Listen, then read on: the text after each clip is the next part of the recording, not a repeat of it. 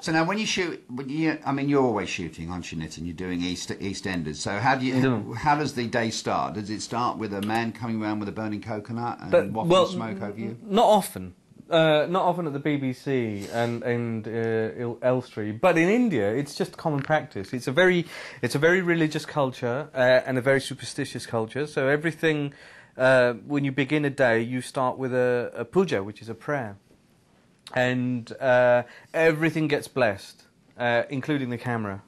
It's gorgeous. They come round with the coconut, and then you all just and the flame, waft the flame or the smoke over your hair, and you waft it into the camera. Yeah, and the flame is really, you know, is a symbol of purifying. So you got to start. You need the help. You know, the first day we had a holy man come to bless our shoot. Yeah, bless our show. It was great. You normally, as we say in England, you get an egg and bacon sandwich, whereas there it's the burning coconut. Yeah. I'm not a spiritual person myself, but I was quite taken with it. Yeah. I see myself as more of a hard-nosed producer, not a man easily... Capitalist, really. Capitalist.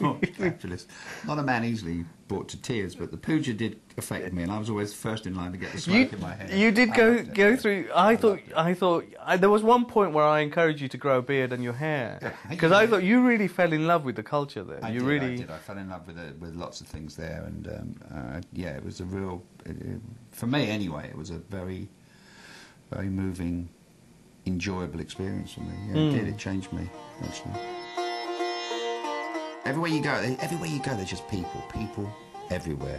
So outdoor filming was tough. I know that Danny Boyle's written about it extensively because he was shooting Slumdog Millionaire at the same time as we were filming, and he devised these tiny little cameras and used to run around in the crowds and so on.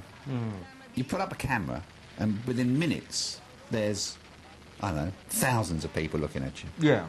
We did one day that we had to throw away when we first started, where we tried to film Daisy arriving in a cab, and when I looked at the dailies, there was Daisy arriving in a cab with 1,000 or 5,000 people watching her, and there was a scene with the coconut people, the coconut scene, and I said, we can't use this. There's this enormous, it was like watching a football audience, football stadium.